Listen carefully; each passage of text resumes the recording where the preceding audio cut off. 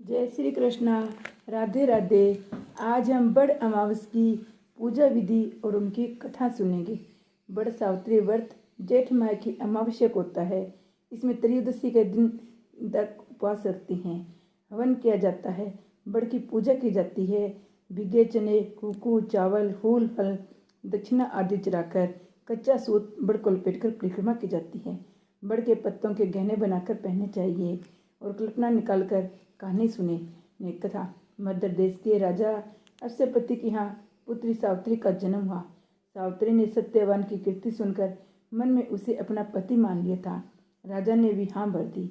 जब ये बात नारद जी को मालूम हुई तो वे राजा अश्वपति से जाकर बोले, राजन, सत्यवान गुण संपन्न धर्मात्मा अवश्य है, लेकिन वह अल्प आयु है।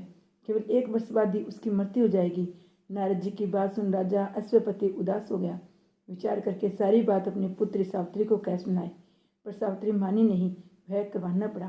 सावित्री ने नारद जी से सत्यवान की मृत्यु का समय मालूम कर लिया। सावित्री के ससुर नेत्रहीन थे। सावित्री ने ससुराल पहुंचते ही सास ससुर की सेवा करना शुरू कर दिया। उसने जब जाना कि पति की मृत्यु का समय नज़दीक है, तब सावित्री ने 3 दिन पूरे से ही उपवास करना शुरू कर दिया।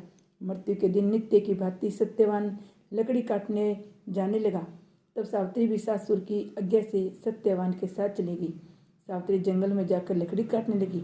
सत्यवान एक पेड़ की छांव में सो गया। वहाँ सांप ने सत्यवान को काट लिया। सावित्री पति को गोद में लेकर रोने लगी। इतने में उधर से शंकर जी व पार्वती निकले। सावित्री ने उनके पैर पकड़कर कहा, आप मेरे पति को जीवित कर दो। तब उन्होंने कहा, आज बड़ पूजा की अमावस्या है, तू बड़ की पूजा कर, तेरा पति जीवित हो जाएगा। बड़ के पत्तों के गहने बनाकर पहन, वो हीरे मोती के हो जाएंगे। तब सावित्री ने बड़ की पूजा की। तभी धर्मराज के दूत सावित्री के पति को ले जाने के लिए आए। उनको देवी विधान सुनाया। उनकी निष्ठा और पति प्रेम को देखकर उन्होंने सावित्री को वर मांगने को कहा। सावित्री बोली, मेरे सासुर वनवासी व अंधे हैं, उन्हें आप ज्योति प्रदान करें।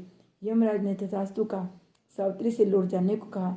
यमराज की बात सुनकर सावित्री ने कहा, महाराज, जहाँ पति वहीं पत्नी कहते हुए पीछे पीछे चल दी। ये देखकर धर्मराज ने उसे और वर मांगने को कहा। सावित्री बोली, मेरे सासुर का राज्य छिन गया, उन्हें पुनः प्राप्त हो जाए। यमराज ने यह वर देखकर सावित्री को लौट जाने को कहा, परंतु सावित्री ने पीछा नहीं छोड़ा। तब यमराज ने तीसरा वर मांगने को कहा। सावित्री ने सत्य पुत्रवती होने का वरदान मांगा। यमराज ने कहा, तथास्तु। सावित्री फिर भी पीछे पीछे चली तो यमराज बोले, अब क्या चाहती हो? सावित्री बोली, मुझे पुत्रवती होने का वचन देकर आप मेरे पति के लिए को तो ले जा रहे हो। तब यमराज को अपनी भूल ज्ञात हुई। वचन रखने के लिए सत्यवान के प्राण वापस कर दिए।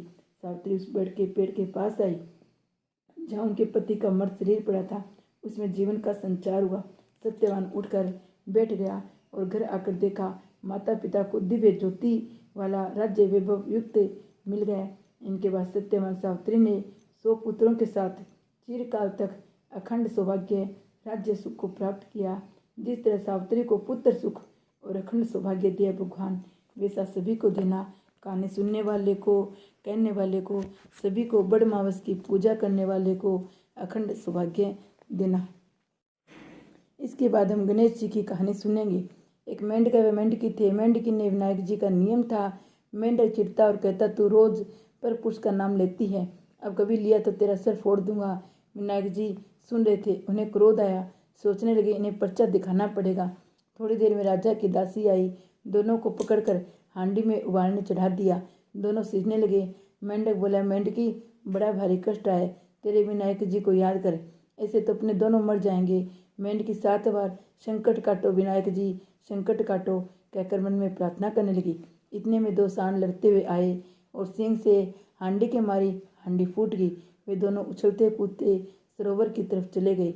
अब तो मेंढक भी भगवान का भगत हो गया। हे विनायक जी महाराज, जैसे मेंढक मेंढकी को कष्ट काटा, वैसा सबका ही काटना।